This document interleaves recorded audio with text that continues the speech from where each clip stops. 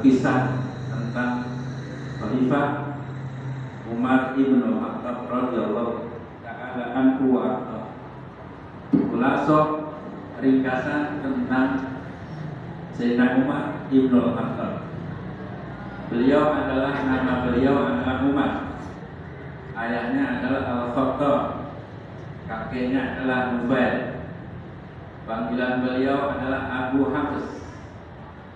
Orang Arab biasanya dia pakai anaknya yang pertama. Misalnya anaknya Udin pertama, berarti Abu Udin. Jadi orang-orang Arab gitu. Selain lakopnya juga ada lakopnya itu kunyah dan lakop. Lakopnya langsung dari Nabi Muhammad, yaitu Al-Faruq, artinya orang yang bisa membedakan antara hak dengan yang batil. Beliau dilahirkan selisih 13 tahun dengan Nabi Muhammad. Berarti tuaan Nabi Muhammad 13 tahun. Ketika Nabi diutus jadi Rasul, beliau termasuk orang yang paling paling terdepan memerangi agama Islam. Kenapa? Karena beliau melihat Islam ini bikin suasana kota Mekah jadi terpecah belah. Akan tetapi karena beliau dididik dengan didikan yang benar, ya, jadi didikan dengan didikan yang benar, didikan yang kesatria, akhirnya beliau bisa menerima menerima Islam dengan lapang dada. Kenapa? Karena didikannya yang bagus. Jadi kalau ada orang-orang yang didikannya bagus, gampang menerima kebenaran Islam. Kalau didikannya bagus, ya. Termasuk Sayyidina Umar, awalnya ngelihat Islam ini bahwa masyarakat Mekah jadi terpecah belah. Kemudian ketika orang-orang berhijrah, ya, maka masuk Islam dan beliau dengan masuknya Islam karena didoakan oleh Rasulullah antara dua Umar bin Hisam Abu Jahal dengan Umar bin Khattab. Ya, di saat itulah Allah menerima keislaman dan memilih Sayyidina Umar untuk masuk Islam. Salah satu kata ulama, termasuk duduk yang paling bagus, ya, itu karena Sayyidina Umar ketika itu duduknya dalam keadaan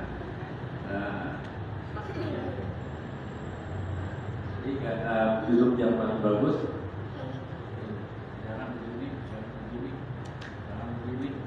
kalau kita lagi silang gitu tuh, ya, duduk yang paling bagus kata ulama. Salah satu sebabnya Sayyidina Umar dipilih dan disayangi Allah Subhanahu Wa Taala dibandingkan dengan Umar bin Hisam atau Abu Jahal. Salah satunya adalah dengan duduk yang seperti ini.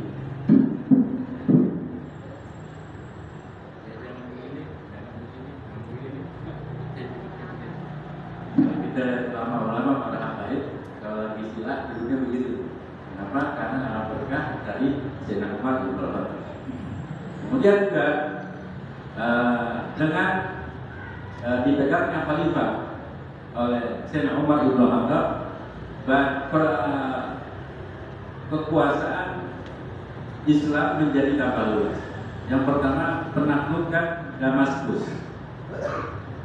Setelah penaklukan Yarmouk yang ada di sana, berangkatlah Abu Ubadah bersama bala tentaranya ke Damaskus beserta Khalid bin Walid. Dan juga setelah itu dikepunglah kota Damaskus selama 7 malam. Pada malam itu terdengarlah oleh Khalid bin Walid hiruk-pikuk di sana. Karena biasanya orang-orang Romawi kalau malam-malam pesta sambil mabok-mabokan. Di saat itulah umat Islam yang dipimpin oleh Khalid bin Walid dan Abu Ubadah segeralah naik dinding kota, ya. Kemudian dengan para pemberani sahabat-sahabat kemudian membuka pintu dengan berucap takbir sambil nyerang. Akhirnya ditaklukkannya kota Damaskus. Kemudian begitu pula habis Damaskus ditaklukkan, rembet lagi ke sebelah kiri, yaitu Palestina, Baitul Maqdis. Karena kota tadi dikuasai oleh orang-orang Romawi. Dan dikepunglah kota Baitul Maqdis Palestina oleh Amr bin As yang nantinya disuruh jadi gubernur Mesir ketika itu. Nah, kemudian juga wadalika bisanati minal hijrah, hal yang tadi terjadi pada tahun 15 Hijriah. Setelah itu Amr bin As berangkat lagi ke negeri Syam dan mengatur pemerintahan di sana. Setelah itu habis Damaskus Syria, Baitul Maqdis Palestina dikuasai, terus ke kiri penaklukan negeri Mesir. Setelah Amr bin As menuju ke Mesir, setelah diberi izin oleh Khalifah Umar bin Khattab, dikasih bala bantuan bahwa tentara sebanyak 12.000 orang. Ketika itu kota di sana dikepung. Akhirnya rakyatnya nyerah dan rajanya juga menyerah. Akan tetapi raja mau kokis itu jadi kepala tetap jadi raja di sana. Kemudian beliau berangkat ke Iskandaria dan negeri tadi ditaklukkan. Kemudian terus ngerempet ke timur. Selanjutnya Libya dikuasai, sehingga ditaklukkanlah kota Baqqa dan Tripoli. Kemudian beliau juga menuju ke Tunisia dan Aljazair, tetapi dilarang oleh Sayyidina Umar.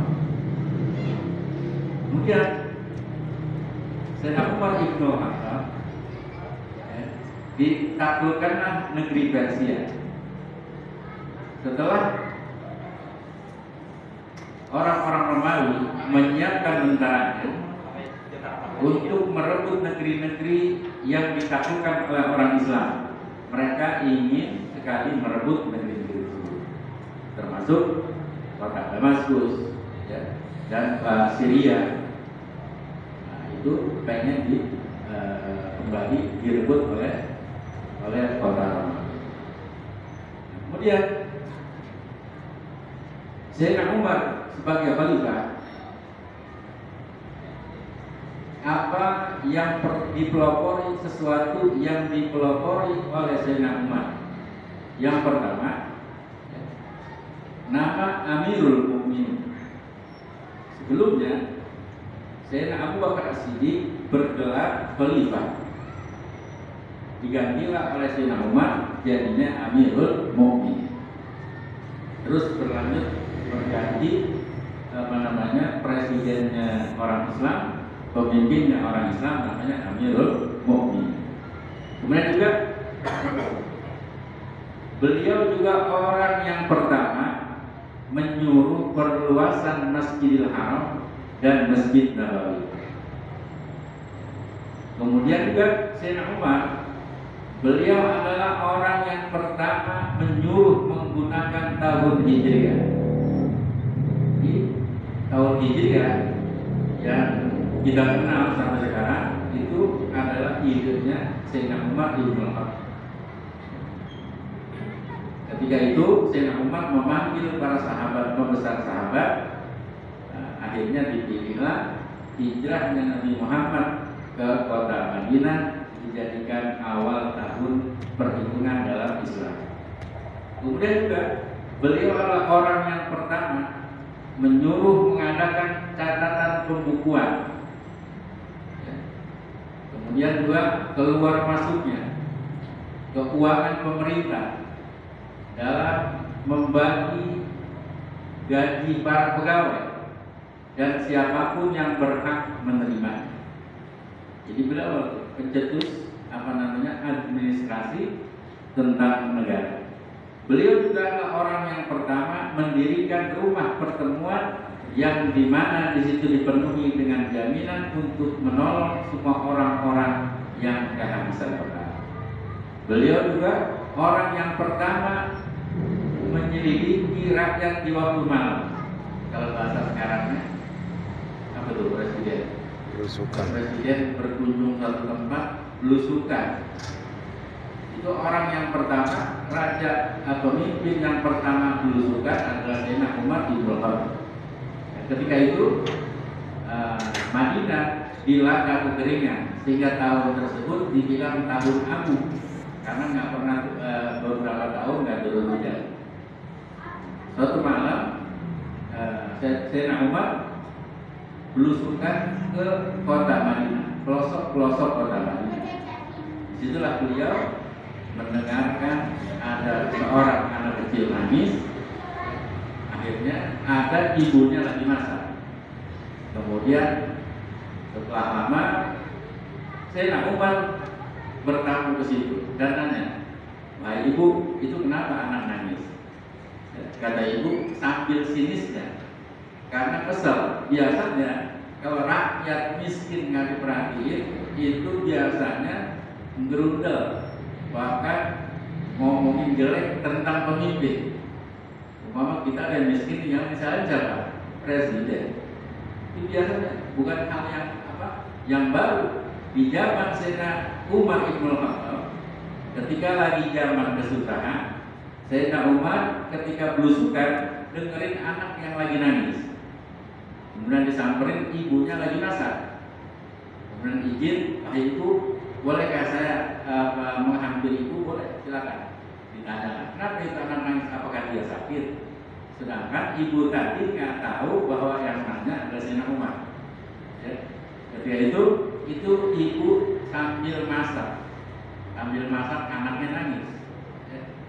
Setelah lama, ini kok ibu-ibu masak kagak mateng-mateng. Itu sesuatu direbus kok nggak mateng-mateng. Akhirnya ditanya dan dilihat, ternyata ibu-ibu tadi lagi masak batu. Kenapa masak batu? Karena anaknya kelaparan. Anaknya kelaparan, gandum beras kagak punya. Dia nenangin anaknya, ibunya lagi masak, batu direbus. Ketika anaknya bangun, ibu udah bangun belum gitu lagi. Padahal itu anak dari pagi udah puasa. Jadi kalau puasa sunnah boleh tanpa niat di malam hari. Kalau puasa sunnah, kalau puasa wajib harus niat di malam hari. Umpamanya kita nggak ada beras, nggak ada makanan, kalau lapar ini, ya, udah langsung niat puasa sunnah. Itu boleh. Cuma kalau puasa wajib nggak boleh, harus niatnya di malam hari.